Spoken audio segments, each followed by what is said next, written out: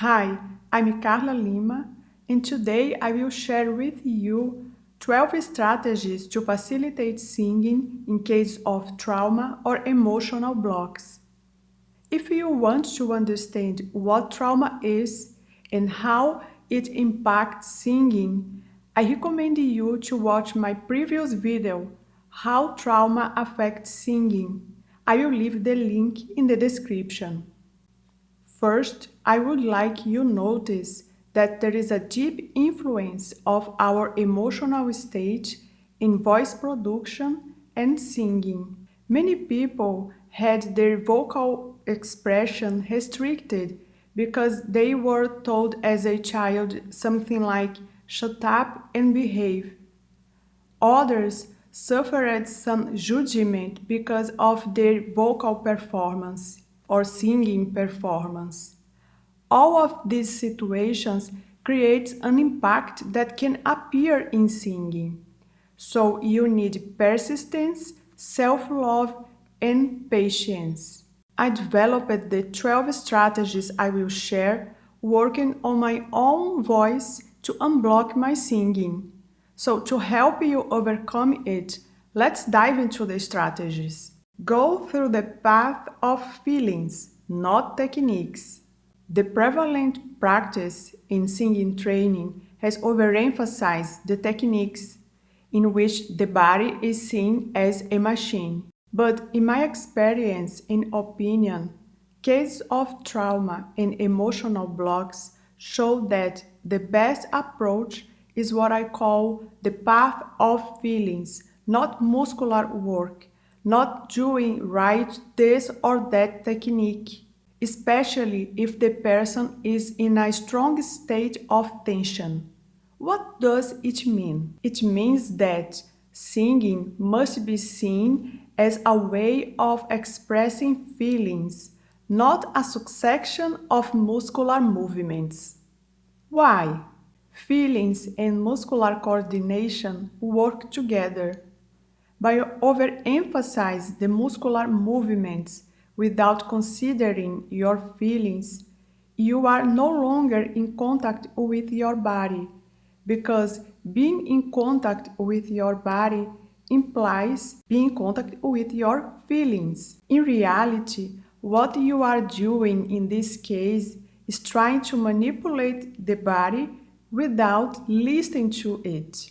Also, overemphasizing techniques tends to further increase the anxiety and tension, the sense of judgment, and focus on the how rather than the what. Techniques are just tools, just that. You, your body, are sovereign.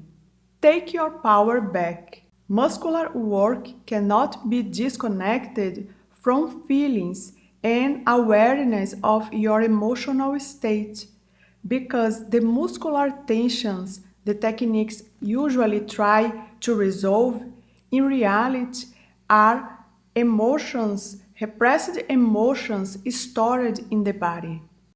Sing songs that make sense to you, not necessarily what someone said you must sing.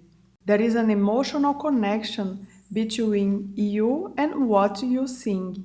If what you sing has real meaning to you, it is much easier to sing because your muscles and emotions will be in a state of synergy. Singing is you expressing through your voice, through your body. It must be real. That's why I believe the song or repertoire has to make sense to the singer. Of course, consider the level of complexity, what it is possible for you in a given moment. When I connect with the music and feel the emotion, and that emotion moves me, that's when I sing at my best. Welcome your mistakes. The called mistakes are normal part of the process of learning, training, or developing skills. Culturally, there is a lot of judgment of one's ability to sing and little tolerance to the called mistakes. There are expectations of perfection all the time. However, in the real world, there will be times when the voice may fail, come out shakier, or be out of tune, especially if the person is in a state of stress. Over time, you will see that the more you embrace your imperfections, the less they will appear. Do not overwork to get quick results. I know it can seem frustrating, but do not force results. Respect your learning time and learning path, which is definitely not standardized. You need to listen to your body. The symptoms you feel are trying to say something important to you. In this way, it will give you results that will last. Put your focus on the pleasure of singing instead of having to do it right. This is extremely important, especially on a more emotionally difficult day. Try to have fun instead of insisting in reach this or that note. You will notice that singing or vocalize as a play will work as a freer warm-up, and it will be much easier to move on to the repertoire or another formal part of the training. Work with your whole body. It is important to work the body with stretching, techniques of body awareness, and breathing awareness. The goal here is not to work out, no, is to create self-awareness and connection with your body and your feelings. It is like meditation. I intend to create some videos showing how to do this in practice. If you are interested, subscribe to the channel and turn on notifications. Acknowledge thoughts and feelings that arise when you sing. If you can, when fear and related thoughts arise when you sing, try to notice what they are about, if they are repetitive as a pattern, and write it down. Try to recognize your body sensations at this moment. Perceive if it can relate to past experiences. In my opinion, in case of trauma, it is also wise to seek the help of a trauma-informed professional. Allow the release of stored or repressed feelings in you. Allow the safe releasing of stored or repressed feelings such as fear, rage, or sadness that wants to come out. Do not deny your feelings. When you recognize and release repressed feelings, it helps diminish the chronic throat constriction and also expands the breathing capacity. You can do it in many ways, such as talking about your emotions with someone you really trust, crying, through body work, and so on. But be careful, it can be necessary professional help in this process. Expose yourself in public little by little and always respect your limits.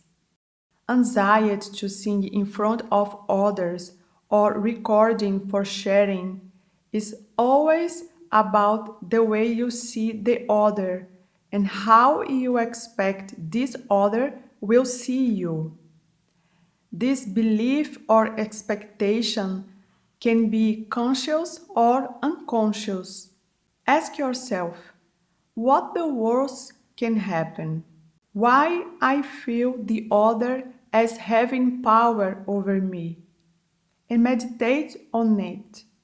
Expose yourself little by little. Don't go too far away your zone of comfort, but do not stay only in your zone of comfort.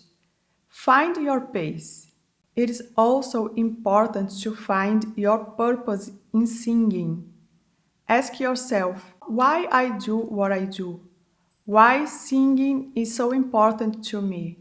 Find your answers and see what makes your heart shine and connect with it.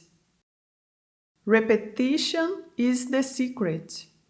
By practicing over and over again, you will get to know yourself better and how your self-sabotaging patterns work, and will be able to release them more easily. Besides that, as you practice, you will gain familiarity with the songs, try different ways to do the same thing, and this will build more confidence.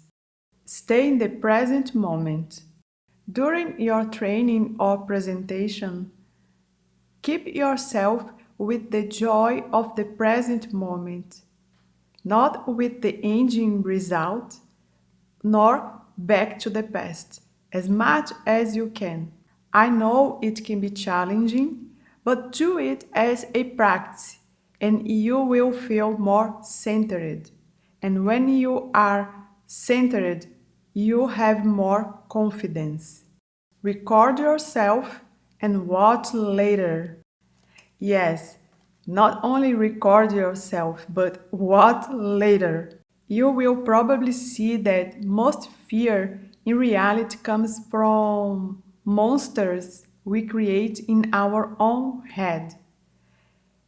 The reality of your singing often is much better than your self image, and realizing it is healing.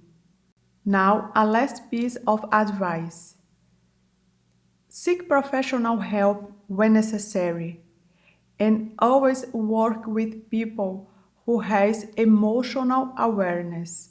Remember, the main goal is to feel good and stay in touch with your body.